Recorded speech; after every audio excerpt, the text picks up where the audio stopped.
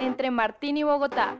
La Nevera. La Tormentosa. Distrito Capital. La de los 2600. La Atenas Suramericana. La de las oportunidades. Bogotá Coqueta. Donde todo se puede. La Diversa. La de la generación de ideas. Bienvenidos a Entre Martín y Bogotá. Estuve conversando con una mujer que aprecio y admiro muchísimo, con Carolina Urrutia, a quien conocí en el 2010 en la campaña presidencial de Sergio Fajardo, y desde entonces ha venido ganándose un espacio como una experta ambientalista. Llegó incluso a ser la directora de Semana Sostenible y ahorita es la directora de Parques Como Vamos. Con Carolina conversamos sobre la importancia de mitigar el cambio climático, sobre la calidad del aire en Bogotá.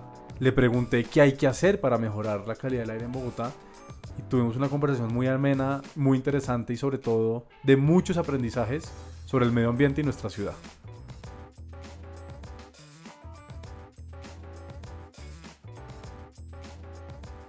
Llegué al tema ambiental un poco por casualidad. Yo estudié Ciencia Política y Administración Pública y en realidad siempre quise ser analista. Yo era politóloga pura y dura. Yo hice una maestría en la Escuela de Gobierno de Harvard y cuando me gradué quería trabajar en temas de conflicto. Y me vine a trabajar a Colombia y me fui a trabajar al Ministerio de Defensa con el entonces ministro Juan Manuel Santos.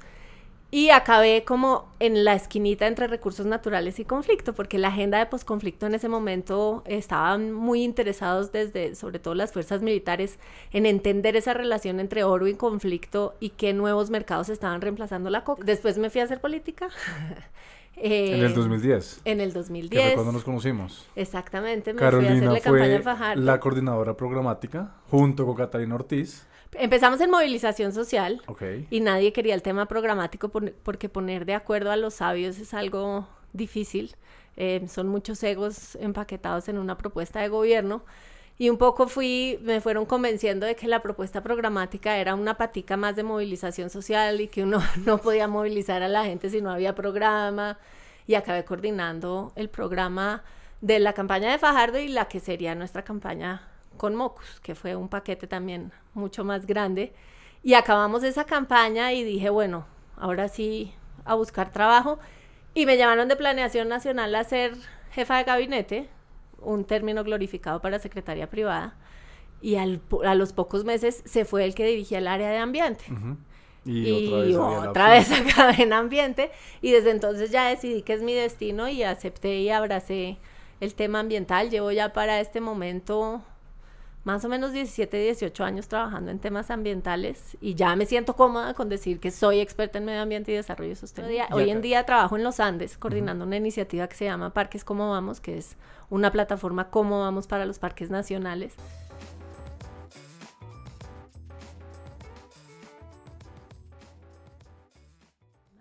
Y conociendo una cantidad de gente, conversando, desarrollando tus conceptos. Conversando y aprendiendo. Yo he tenido la fortuna de aterrizar, pues primero porque esa plataforma de planeación nacional fue muy buena y segundo porque esa campaña con Fajardo y con Mocus también me permitió conectarme, me atrevería a decir, con algunas de las más grandes mentes de nuestra época, o por lo menos aquellas grandes mentes que estaban interesadas en, aunque fuera tangencialmente, trabajar en temas de políticas públicas. Uh-huh.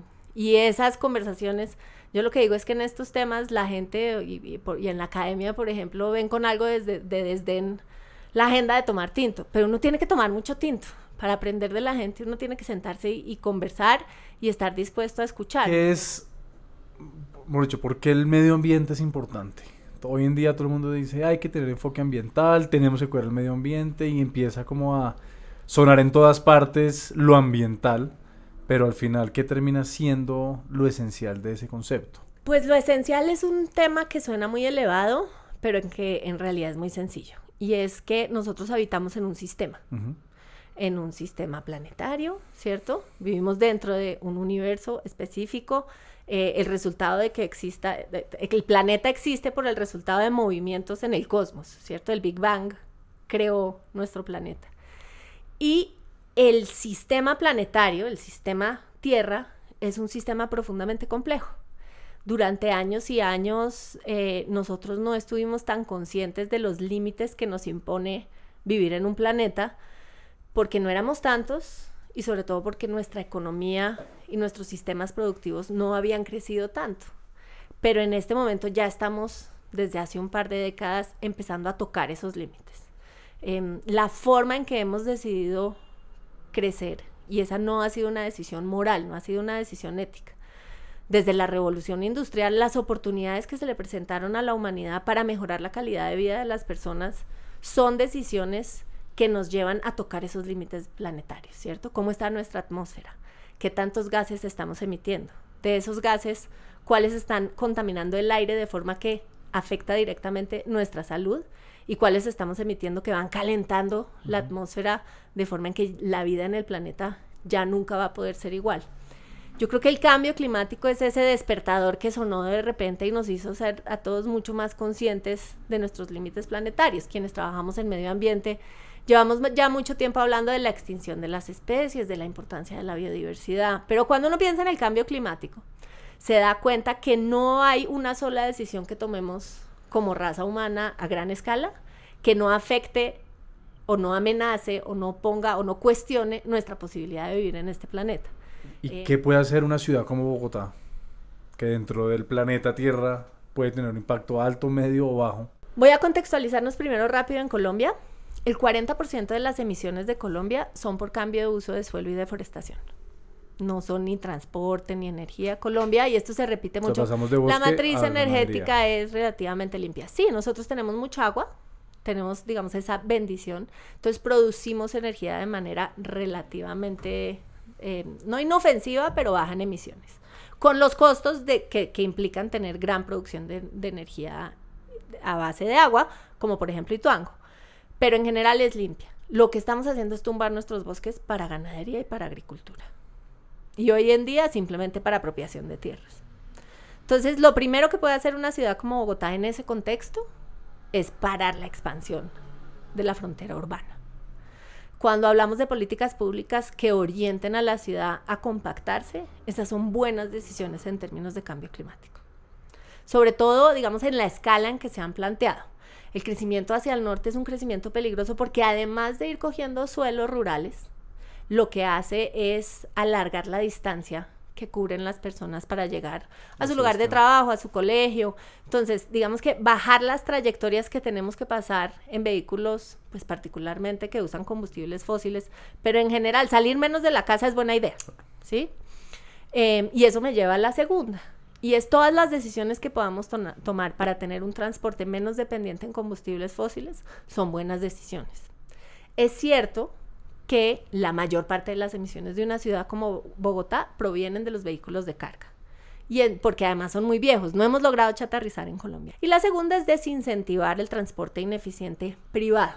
Todo lo que uno haga por incentivar la bicicleta, por incentivar el transporte público, porque la gente camine y también porque la gente no salga tanto de la casa en vehículos, ¿cierto?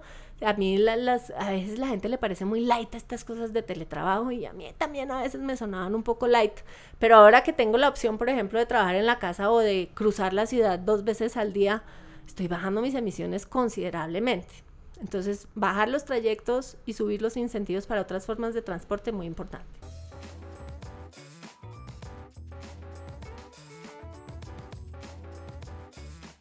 Bogotá tiene que mejorar su transporte público en todos los sentidos. Tiene que ser mejor, tiene que cubrir más y tiene que ser más limpio.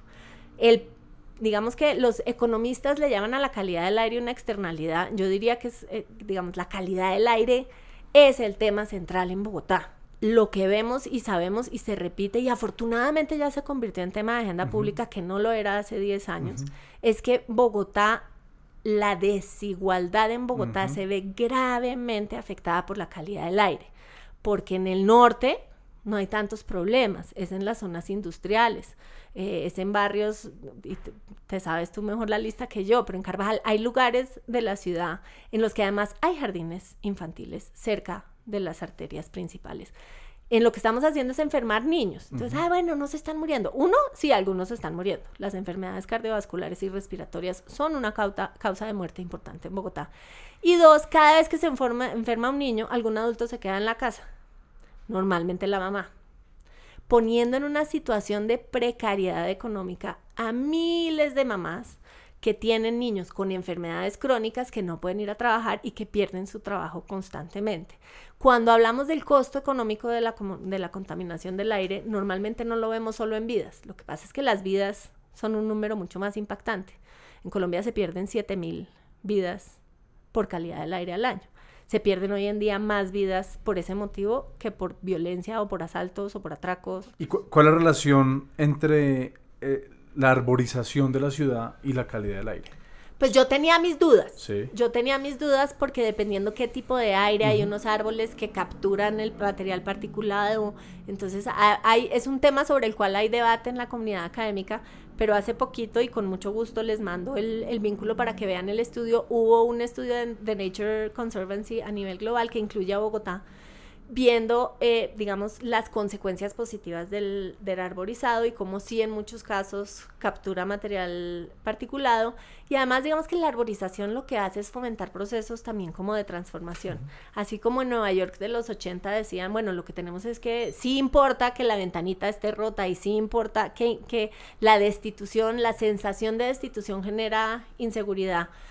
Muchos estudios comprueban que la arborización cuidada y la sensación de la gente de estar en un lugar agradable y verde baja la tasa de homicidios, baja la tasa de asaltos. La arborización tiene mucho que ver con la convivencia y, como te digo, hay nueva evidencia que demuestra que también puede mejorar la calidad del aire. O sea, mayor arborización, mejor calidad del aire. Sí, lo que está más comprobado, digamos, Sí. aunque eso sea todavía objeto de algunas discusiones, Sí. lo más comprobado es que ayuda con el cambio climático. Okay. Sobre todo no tumbar. Y hay que hacerla sobre todo tomando en cuenta algo que yo considero que es absolutamente nuevo en el debate político en Bogotá. La gente quiere a sus árboles. Los árboles le dan bienestar. ¿Qué podría hacer Bogotá? ¿Cuál sería el mejor incentivo para reforestar? ¿Qué tanto juega el sector privado? ¿Es una responsabilidad únicamente del sector público? Recuerdo alguna vez leyendo el caso de Curitiba, que cuando Lerner llegó a la alcaldía, uno de sus programas fue regalar semillas, creo que cerca de 2 millones de semillas, y casi que de manera desenfrenada dejar que los curibitanos, si así se le dice, sembraran donde pudieran, de donde quisieran, garantizando que fuera naturaleza del lugar, pues que fuera... Pues no sé, afortunadamente aquí tenemos un jardín botánico que en buenas manos podría hacer muchas cosas buenas. ¿Ha estado en buenas por manos? su cuenta. Ha tenido distintas gerencias. La verdad es que durante la alcaldía de Petro se tomaron muy en serio el tema. Los temas ambientales, además, les cuento un chisme interno, pero hay una gran tensión como entre los científicos puros y duros que entonces quieren que todo se haga según ciencia y que sembrar cada árbol, entonces hay que estudiar que cada árbol sea el nativo y que no se vaya a sembrar nada que no.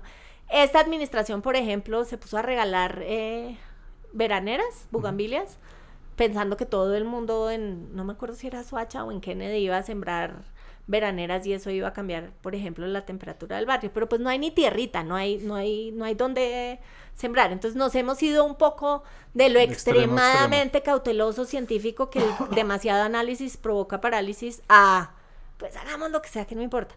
Yo diría que uno, hay que tomarse en serio la idea del paisajismo urbano desde las políticas públicas e incentivar infraestructura verde, pero no solo en la sembrada, sino en la cuidada.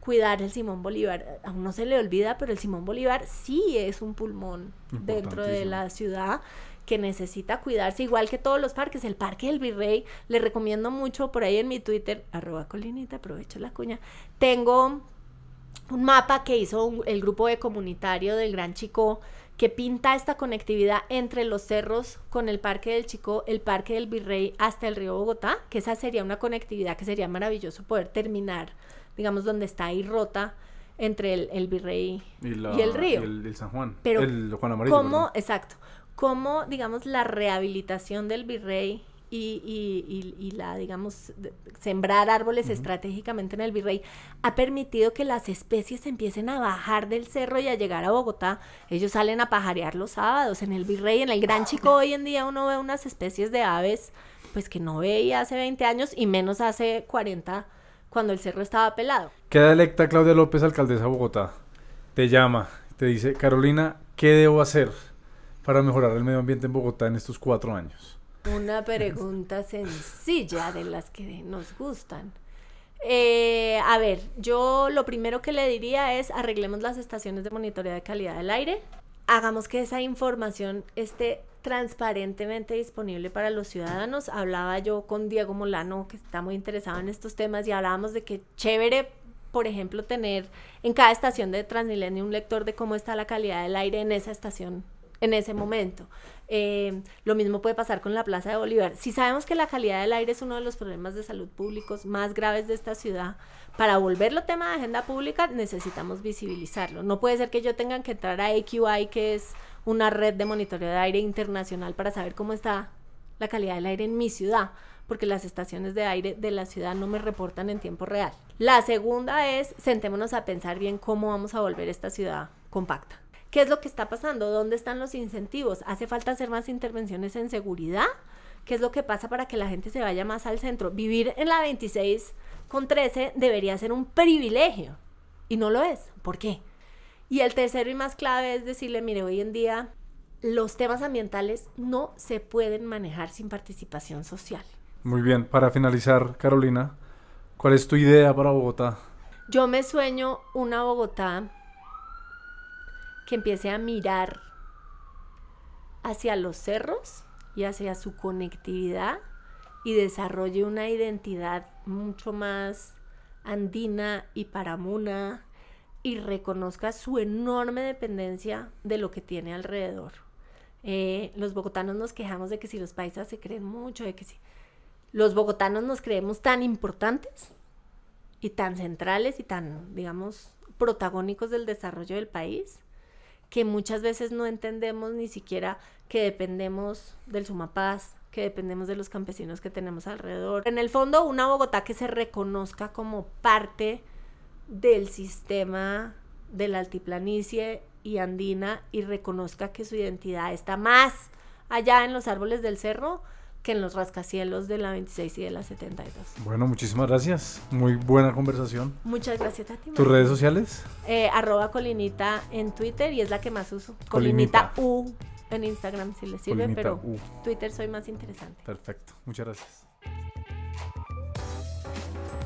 Soy Martín Rivera Alzate, precandidato al Consejo Distrital. Estudié Gestión y Desarrollo Urbanos en la Universidad del Rosario y hago parte de una generación de ideas.